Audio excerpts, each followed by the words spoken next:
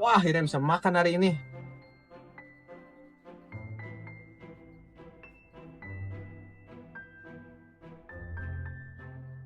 Hmm, enaknya ayam ini. Mana murah lagi. Iya sih, murah. Jarang-jarang kan ada yang jualan ayam murah gitu. Tapi lu emang tahu kandungan ayamnya gimana?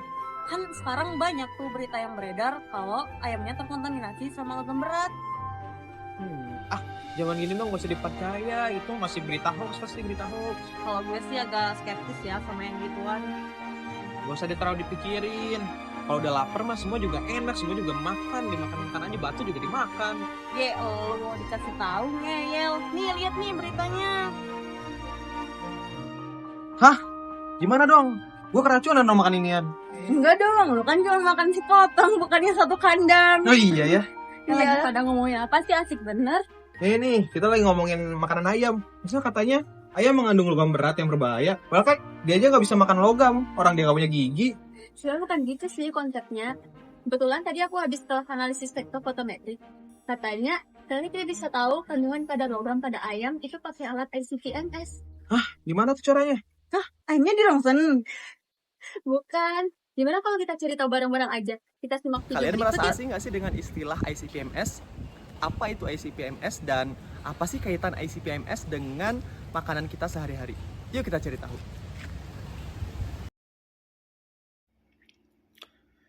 Bayangkan ICP-MS seperti sebuah mesin ajaib yang bisa mengidentifikasi logam-logam berat dengan sangat akurat.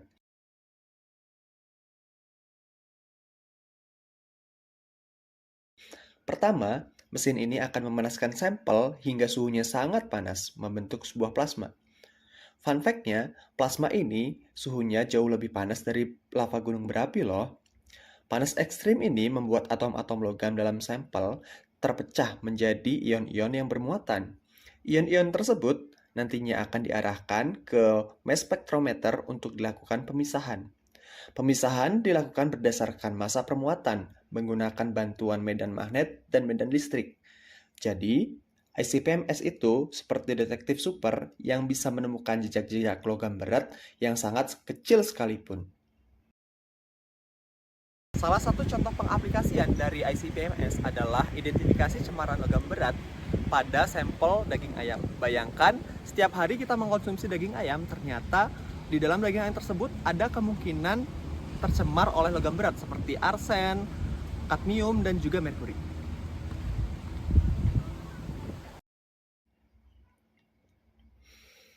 Kira-kira dari mana ya datangnya logam berat di daging ayam?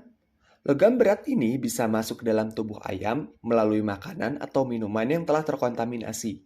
Misal, jika ayam diberikan makan dengan pakan yang telah tercampur limbah pabrik, maka logam berat dari limbah tersebut bisa masuk ke dalam tubuh ayam dan akhirnya terakumulasi di dalam daging. Logam berat dapat bersifat beracun jika terpapar atau terkonsumsi dalam jumlah tertentu. Meskipun jumlahnya kecil, logam berat akan terakumulasi seiring berjalannya waktu. Menurut SNI 7387/2009, daging hewani dan olahannya memiliki batas kadar cemaran logam arsen 0,5 mg per kilogram, untuk logam kadmium 0,3 mg per kilogram, dan untuk logam merkuri 0,03 mg per kilogram.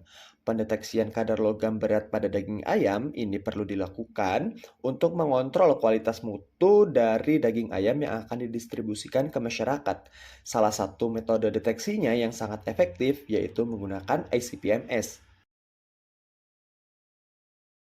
Lalu, kenapa sih ICP-MS dikatakan efektif untuk mengukur cemaran logam berat di makanan? Nah, ICP-MS memiliki beberapa kelebihan, diantaranya sensitivitasnya yang tinggi, pengukuran multi-elemen, pengurangan interferensi, fleksibilitas jenis sampel, dan yang paling penting akurasi dan presisinya yang tinggi. Dalam penelitian yang telah dilakukan, untuk mengidentifikasi cemaran logam berat seperti arsen, kadmium, dan juga merkuri di dalam sampel makanan, terutama daging ayam, kita memerlukan beberapa bahan. Di antaranya asam nitrat, hidrogen peroksida, larutan standar untuk arsen, kadmium, dan juga merkuri. Lalu kita juga membutuhkan air demineral dan juga gas inert seperti gas argon ataupun gas nitrogen. Dan untuk alat-alat yang kita butuhkan, kita membutuhkan vessel, rotor, mikropipet, lalu kita juga membutuhkan microwave dan juga instrumen untuk ICP-MS-nya. Dan untuk metodenya, ada pun beberapa metode yang kita gunakan, diantaranya sebagai berikut. Yang pertama, kita perlu menyiapkan sampel dan recovery. Sampel daging ayam dihaluskan dan ditimbang 0,2 gram, lalu dimasukkan ke dalam wadah bertanda dengan nomor yang sesuai dengan urutan. Untuk recovery, salah satu sampel yang telah dihaluskan ditambahkan larutan standar arsen, kadmium, dan merkuri sebanyak 10 mikrogram per liter sebelum dimasukkan ke dalam wadah dan diberi label recovery. Untuk proses selanjutnya yaitu proses destruksi sampel, di mana sampel dan recovery diberikan larutan hidrogen peroksida 30% sebanyak 2 ml dan asam nitrat 65% sebanyak 8 ml. Lalu dimasukkan ke dalam alat microwave digestion selama 4 jam. Vessel pertama diisi dengan blanko dan dihubungkan dengan termokapel untuk pengaturan suhu. Setelah proses destruksi selesai, hasil dipindahkan ke labu ukur 50 ml dan diencerkan dengan air demineral. Selanjutnya, kita perlu membuat larutan standar. Larutan standar arsen, kadmium, dan juga merkuri dibuat dengan konsentrasi awal 1000 ppm dan diencerkan hingga konsentrasinya 1000 ppb dalam labu ukur 20 ml. Deret standar dibuat dalam konsentrasi yang beragam, dari konsentrasi yang paling kecil 1,25 hingga paling besarnya adalah 80 ppb. Dalam labu ukur 25 ml menggunakan pelarut asam nitrat 10,4%.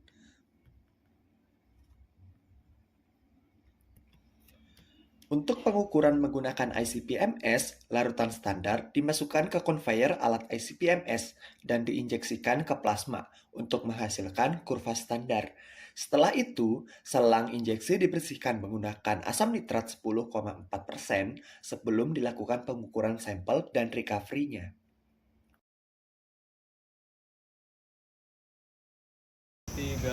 Berdasarkan hasil pengujian, didapatkan nilai persen recovery untuk logam berat arsen di angka 97,23% dan untuk logam kadmium di angka 100,15% dan untuk logam merkuri di angka 102,56%. Data ini telah sesuai dengan AOAC 2015 yaitu di rentang persentase 80-120%. Gimana? Udah paham belum apa itu ICP-MS dan bagaimana aplikasinya di dunia nyata? Semoga video ini dapat membantu kalian. Dadah! Wah, keren ya. Ternyata ada alat yang bisa mendeteksi logam berat dalam makanan. Kalau gitu, kita nggak usah khawatir lagi nih sekarang soal kandungan makanan. Iya ya, ternyata ilmu kimia tuh luas banget sih, sama kayak dunia ini. Tapi enggak sih kalau sama dia. Kocak. Udah, intinya kita tuh nggak perlu khawatir sama kandungan logam berat dalam ayam. Selama kadar yang terdeteksi itu masih memenuhi standar SFI, itu artinya masih layak dikonsumsi. Tapi emang belum menjamin banget sih itu aman dikonsumsi, karena masih perlu parameter uji lainnya seperti uji kimia, uji fisika, maupun uji cemaran mikroba. Oh gitu.